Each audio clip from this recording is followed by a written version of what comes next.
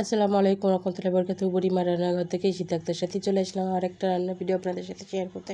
তো আজকে শেয়ার করছি মুখি দিয়ে কই মাছ রান্না, মানে কই মাছের ঝোল।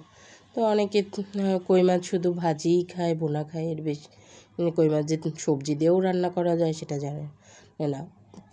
সেই জন্য ভাবলাম যে এটা একটু আপনাদের সাথে শেয়ার করি। তো এই যে আমি প্রথমে সব কিছু রেডি করে চলে আসলাম চুলার পর। তো কড়াইতে পরিমাণ মতো তেল দিয়ে গরম হতে দিয়েছি। এদিকে হলুদ লবণও মেখে নিয়েছি মাছে। তো মাছগুলো বড় সাইজ দেখে আমি একটু মাছ থেকে কেটে কেটে নিয়েছি, এই যে ভেজে নিচ্ছি। আর মাছগুলো আমি একটু কড়া করেই ভাজবো। এক পিঠ হয়ে গেছে, আমি খুব সাবধানে উল্টিয়ে দিলাম। তো সবসময় তো আর শুধু ভাজি খাওয়া যায় না, একটু এভাবে রান্না করে খেয়ে দেখবেন, অবশ্যই ভালো লাগবে।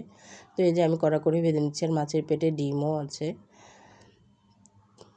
তো এই যে এই পর্যায়ে আমি মাছগুলো সব তুলে নিব একটা একটা করে, কারণ আমার সবগুলো মাছই একদম কড়া করে ভাজা হয়ে গেছে। এই যে সব তুলে নিয়েছি। এখন ওই মাছ ভাজার তেলের ভিতরেই আমি দিয়ে দিচ্ছি 2 টেবিল চামচ পেঁয়াজ বাটা, এক চামচ দিব রসুন বাটা। তো বেশি মশলা দিব না, আর যেহেতু কচুরমুখী এটা কিন্তু এমনিতেও ঝোলটা ঘন হয়ে যায় প্রচুর। তো দিয়ে দিলাম স্বাদ মতো লবণ।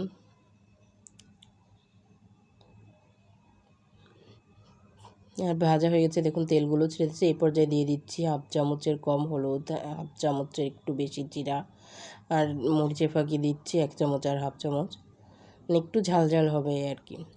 তো এই মশলাটাকেও আমি এই পেঁয়াজ রসুনের সাথে ভেজে নিব।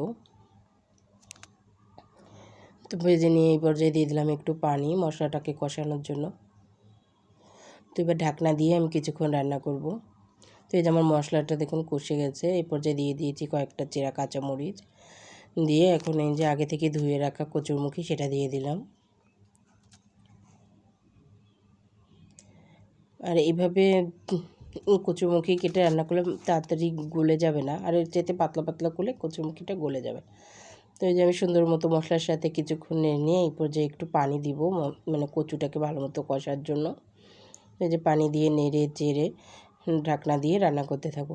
তো বুড়িমার রান্নাঘর ইউটিউব চ্যানেল যারা এখনও সাবস্ক্রাইব করেনি, দ্রুত সাবস্ক্রাইব করুন আর বেশি বেশি করে শেয়ার করে অন্যদের দেখার সুযোগ করে দিন, যাতে ওনারা দেখতে পারে। এবং কমেন্টসে আপনাদের মতামত জানাবেন কার কেমন লাগলো। আর যদি রান্নাটা বেশি ভালো লাগে থাকে তো বাসায় রান্না করে খেয়ে দেখবেন, যে শুধু ইলিশ মাছ কেন, কচুরমুখী দিয়ে সব মাছই খেতে খুবই ভালো লাগে। আর কই মাছ তো অনেক কি মজাদার একটা মাছ।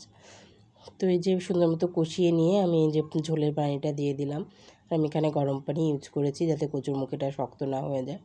তো আবার ঝোলটা ফুটে গেছে, আবার একটু নেড়ে চেড়ে দিয়ে নিলাম, দিয়ে আবারও ঢাকনা দিয়ে রান্না করবো।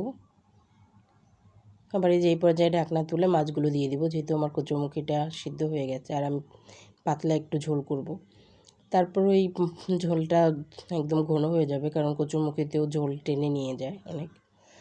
তো আমি খুব সুন্দর করে একটা একটা করে করে দিয়ে এখন ঢাকনা দিয়ে ওই মিনিট 2-এর মতো রান্না করব, কারণ মাছটা তো আমি কড়া করে ভেজে নিয়েছি, বেশিক্ষণ লাগবে না রান্না করতে। তো এই পর্যায়ে আমি নেড়ে চেড়ে দিয়ে মাছগুলো উল্টে পাল্টে দিচ্ছি, দিয়ে একটু লবণ ঝালটা চেক করে নিব। তো লবণ ঝালটা একদম ঠিক আছে। কিছুক্ষণ এভাবে ফুটিয়ে নিয়ে চুলা অফ করে দিলাম। এই যে দেখুন তৈরি হয়ে গেল আমার কই মাছের মুখি দিয়ে ঝোল। তো এই ছিল আমার আজকের রেসিপি, কই মাছের ঝোল মুখি দিয়ে। তো পুরো ভিডিওটা ভালো লাগলে অবশ্যই না টেনে দেখতে থাকুন। আর আরেকটা ভিডিও নিয়ে আপনাদের সাথে হাজির হবো। আল্লাহ হাফেজ।